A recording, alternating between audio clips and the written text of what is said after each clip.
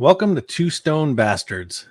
Today we're going to be talking about two really funny stoner movies, Your Highness and Club Dread.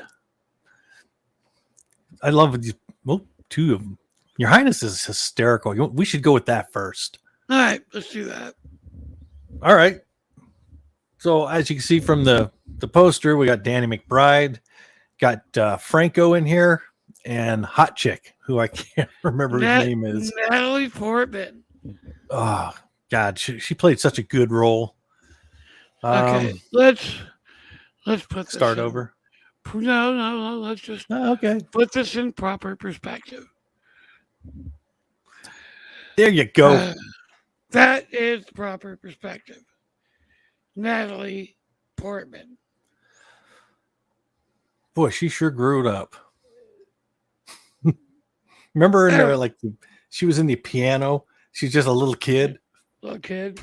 She was in the English version of The Professional with Renee, whatever the hell his name is. Yeah, I know who you're talking about.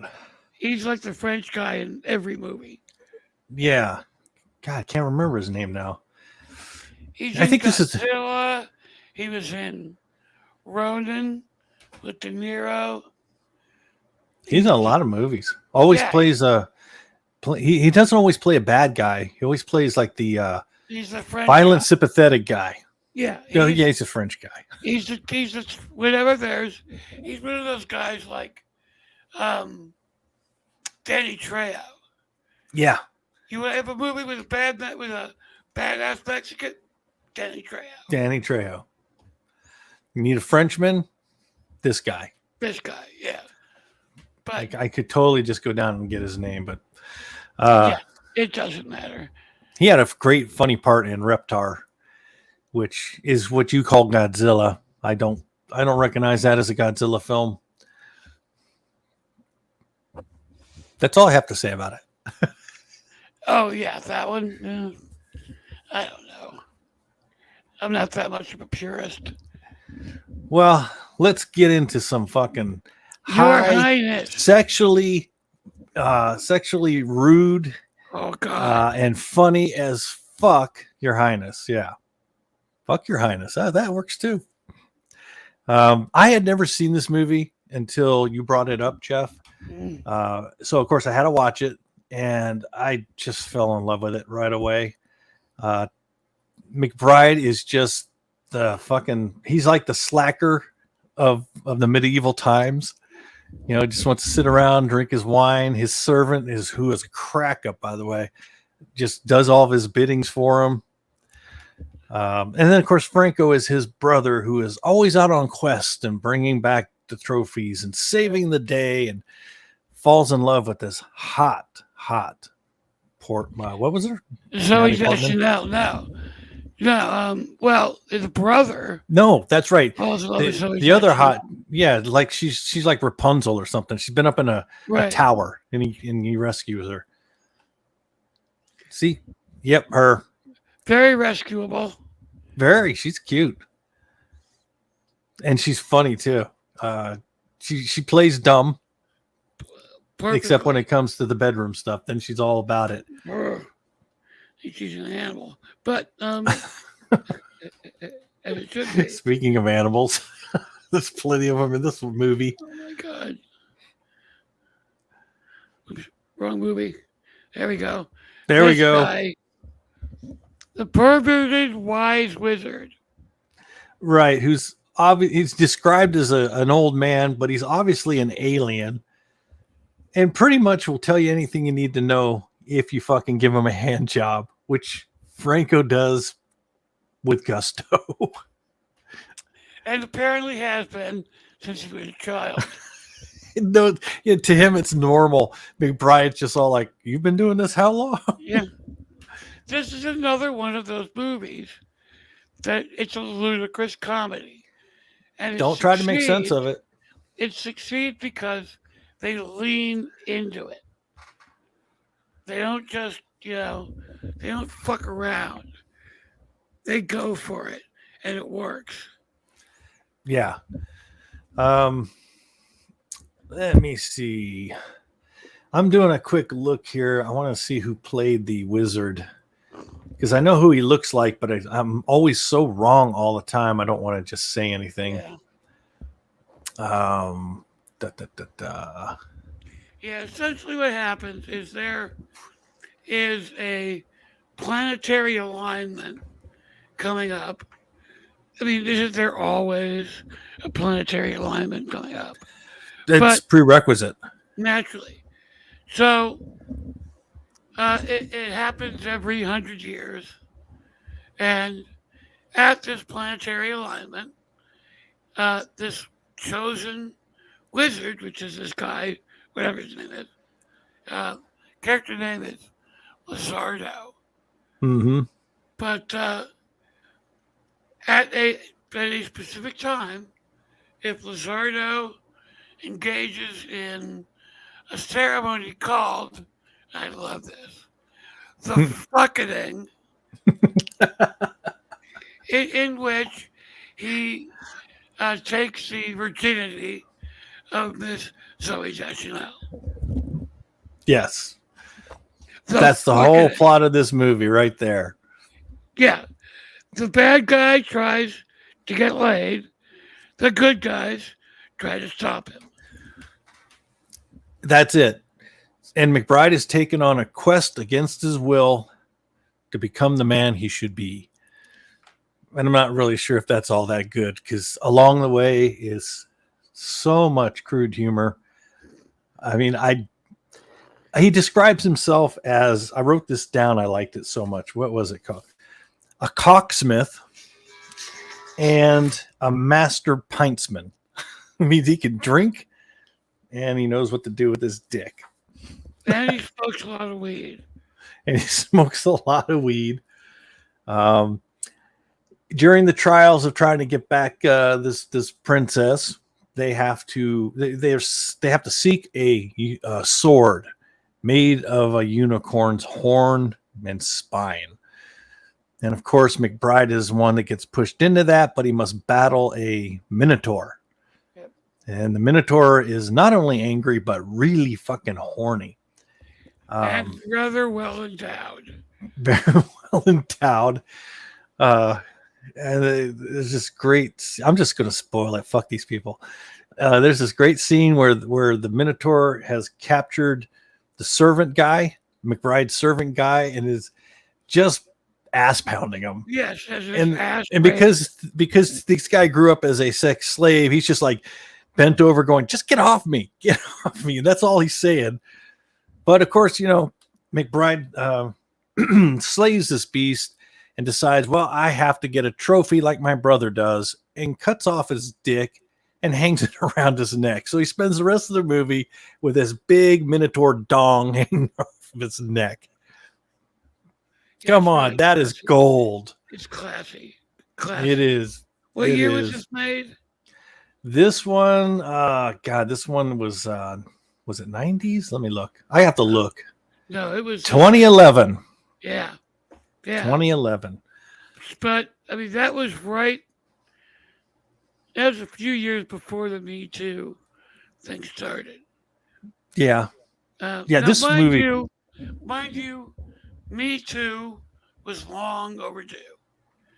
No question. It was long overdue. But one of the results of it, one of the, in my opinion, unfortunate side effects is that a movie like Your Highness would never get fucking made today. Not No. a chance. It pokes No at the way. unfortunate, the outcast. It does everything Blazing Saddles did, Yeah. but Yeah. it didn't put a race to it. But it Yeah. still just threw it in your face. Oh, you're one of the unfortunates. Come here, clean my boot. It was. I mean, it's all funny, but this movie could never be made today, especially now. Yeah. Oh Christ, what's the comedian's name? Shit. He used to.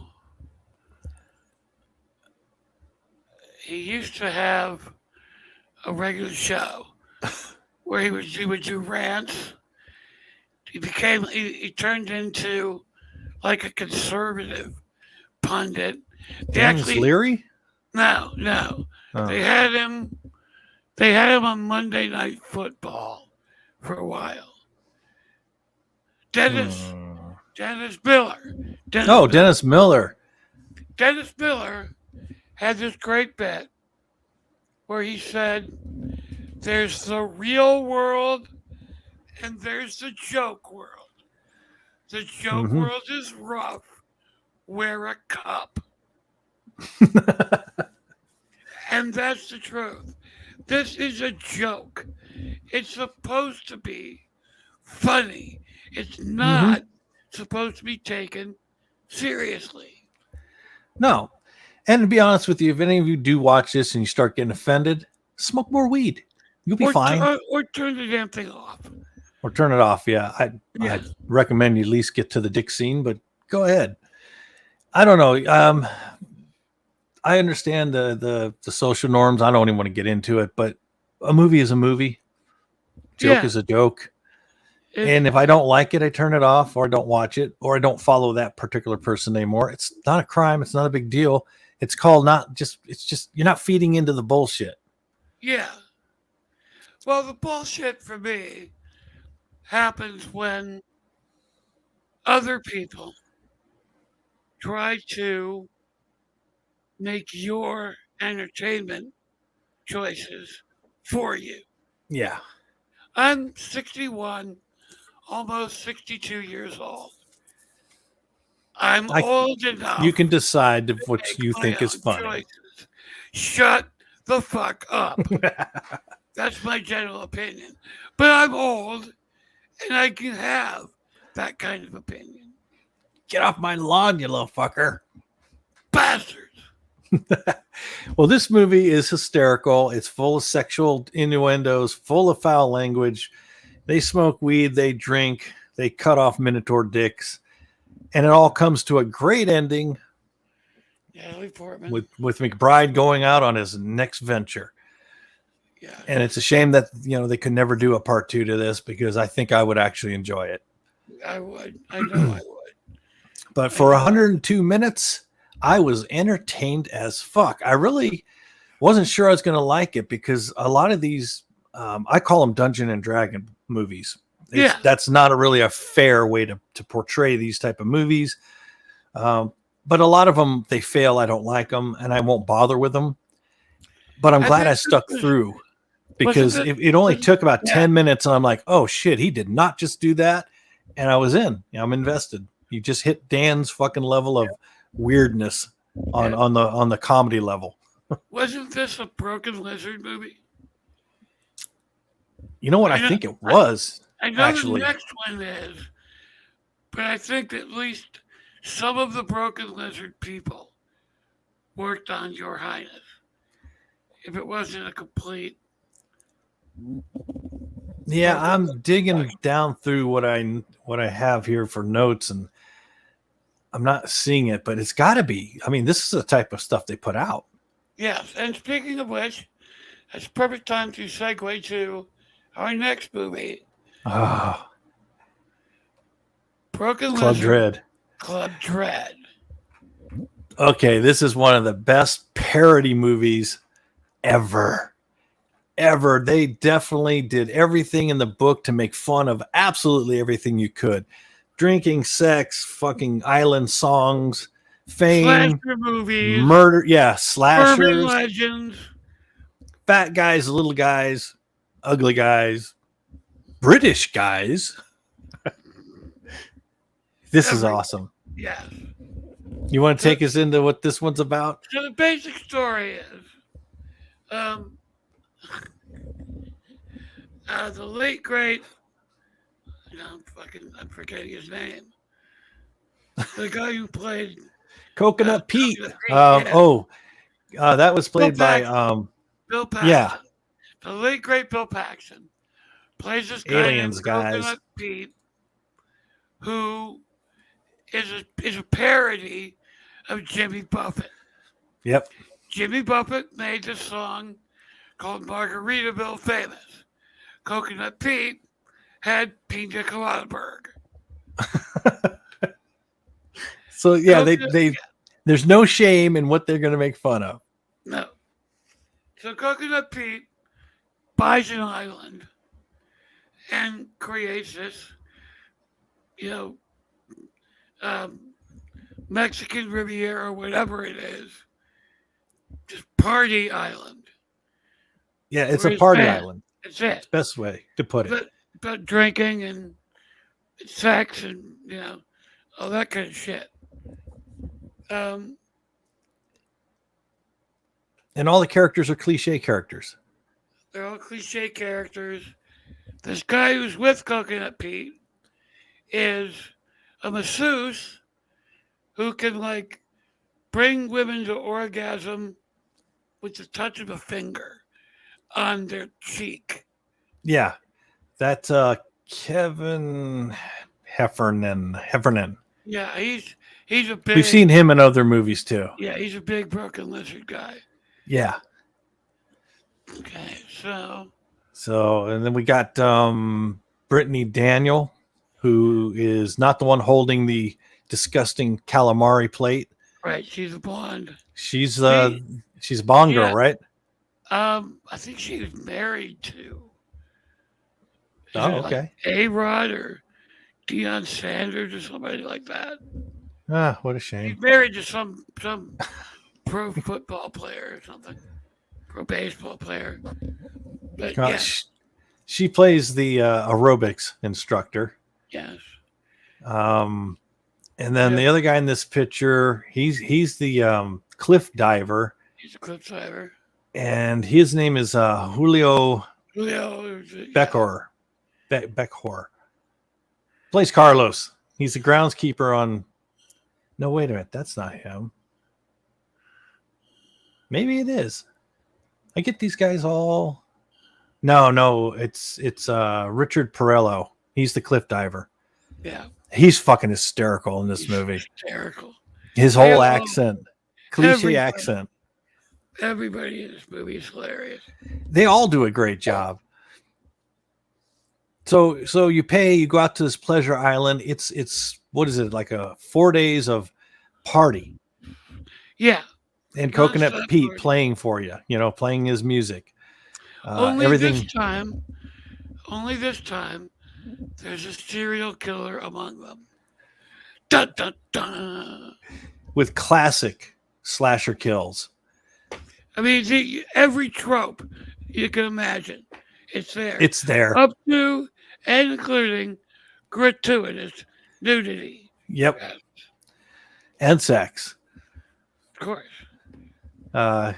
Great scene where they're playing real life Pac-Man, basically, where they have a maze and you have a guest that's running the maze, the music, and then the employees are in different costumes and bikinis trying to not get caught. And when the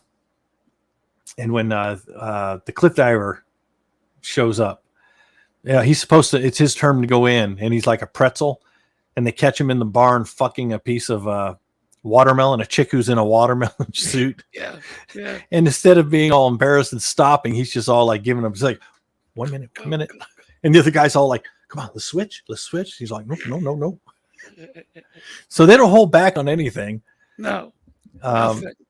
And they got some great names in here. The Asian lady, what is her name? Lindsay Price plays You. Her name is You.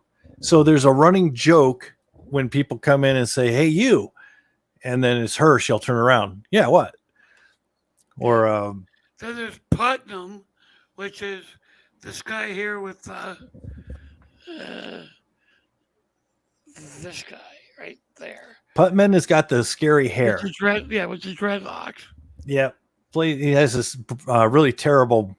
I don't want to even call it a British accent. What would you call that, other than the arrogant accent? It's like Dick Van Dyke in Mary Poppins with a stick up his ass. It's better than the Dick Van Dyke one, though. Yes. It's not as it's like a higher crest of that type of accent. It's like Dan Aykroyd in Trading Places. Yes, that's exactly what it is. So you get the comedy of him just trying to speak like that, and you just know in your heart that's not how this guy really talks. Yeah. He's got no game, can't get laid, Oh, doesn't let nobody invites him to parties. he couldn't get laid if his life depended on it. No, I think he's like the tennis instructor. Yes. And we literally only see one scene where he's holding a tennis racket trying to defend himself against the killer by hitting balls at him. Yeah. That's great shit. He dies violently. Yeah, he does. He gets an epic mayhem killing. That's what he gets. And there's a lot of epic deaths. Yeah, every kill is like grand. And most of the bodies get posed. The killer's got plenty of time to do things. Coconut Pete has a bodyguard. Yep. And that was MC Gainey, by the way. We've seen him in a lot of movies. He plays Hank, the bodyguard. And he goes into this whole diatribe of how he can protect because he was a cop and a detective. And then when they call him out on it, he pulls his shirt up and he's got this big ugly wounds. They're like, I was a Nick Waka boy. You don't talk to me, and just some bullshit. It was hysterical. You don't even have to be high to laugh at this movie, but it's definitely funner when you are. Oh yes. Oh yes. So you got all the partying. You got the killer that's starting to leave clues on a chalkboard, and he uses lyrics from Coconut Pete songs to warn them, and they're told, "Do not tell the guests, or everybody dies." Pretend nothing's going on, and then they're trying to figure out who it is, and of course it turns into everybody pointing fingers at one person, and it's not them. The masseuse guy, he's got these great wisdom things where he can like make himself thin to get under a real small bed and hide, or crawl out of an insanely small window, to where when they open up the door to let him out, they're all like, how did he even do that? Yeah. So you get a lot of misdirection. The first time I watched this, I really didn't know who it was, but once I started watching it multiple times, I'm like, it just pointed to this guy the whole time. I don't know why I didn't get it. Yeah, it was obvious, but you don't care. And even with that character, they did the most ridiculous stuff at the end. I mean, they pulled every trope. Yep. Didn't matter that they killed him. He came back. Now, this movie makes its own kind of sense. It's not ludicrous humor. It's a spoof. Mm-hmm. But it isn't like over the top too much. I'd say it's at the level of Spaceballs. You're making fun of a specific type of movie, and you're having fun doing it. You're not trying to be serious. It's like scary movie, but with a lot more boobage. Yeah. A lot more sex. Yeah, which is what you'd expect from the type of club like that. Yeah. And from Broken Lizard. Yeah. Good movie, man. Good movie. Lots of good kills. Lots of funny lines. Yeah, it was like and a lot of reveals about people. Yeah. But the cliff diver, what they find out he'd been in prison. What was he in prison for? He was in prison for pulling a Jack Childress and fucking a goat. Jack, you bastard, it's spreading. It is like a disease. And the way he explained it was just like, fine, you want to know what I did? I fucked a goat. I was on a farm. I was lonely. I'm just like, what? What the fuck is that stupid shit?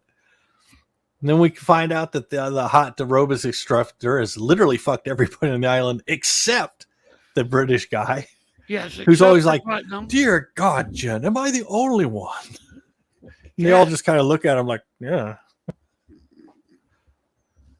Good movies, guys. Good movies. Awesome movies. Perfect for getting stoned. Club Dread, you can watch it on your own. You can watch it with some friends. You can watch it Everything's straight. better with friends. You can watch it stoned. Yeah. Watch it stoned. It's just a lot of fun.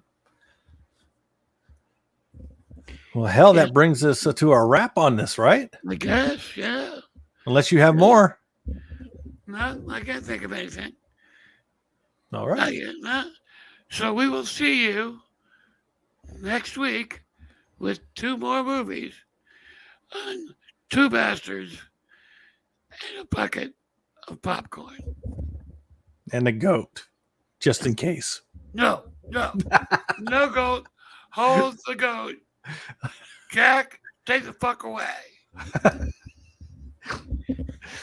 All right, we're out. Take it easy, folks. Thanks for watching.